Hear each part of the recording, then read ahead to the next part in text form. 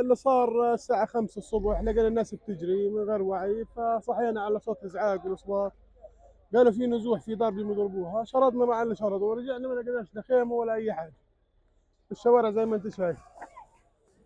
تعبنا يا عم، لو اكتشفنا نضلنا زي هيك يشوفوا لنا حل.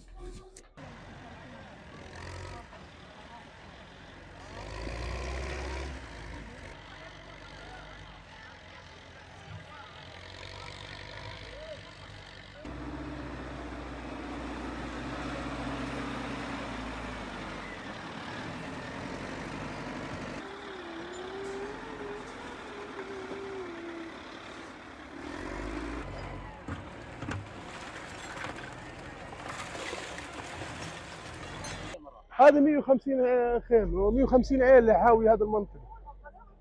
ما ضلش لا في خيم ولا أي حاجة، ما ضلش فينا ولا دورنا راحة وخيامنا راحة. أنت باش نسوي بعد هيك؟ وين نروح؟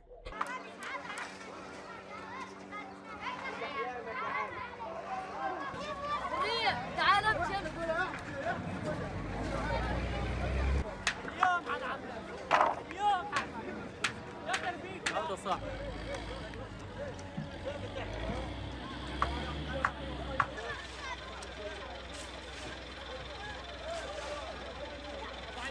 قامت الطائرات الحربية الإسرائيلية باستهداف المكان بالكامل. قاموا بقصف مكان تقديم المساعدات وهو تابع لوكالة الغوث. ومن ضمن هذه المساعدات كان المفروض اليوم توزع على الساعة 8:30 صباحا للعائلات هان في المخيم بامبرز وحرامات كمساعدات لهم من وكالة الغوث، ولكن للأسف تم قصف المكان وكل هذه المساعدات تمت أصبحت تالفة بفعل صواريخ الاحتلال.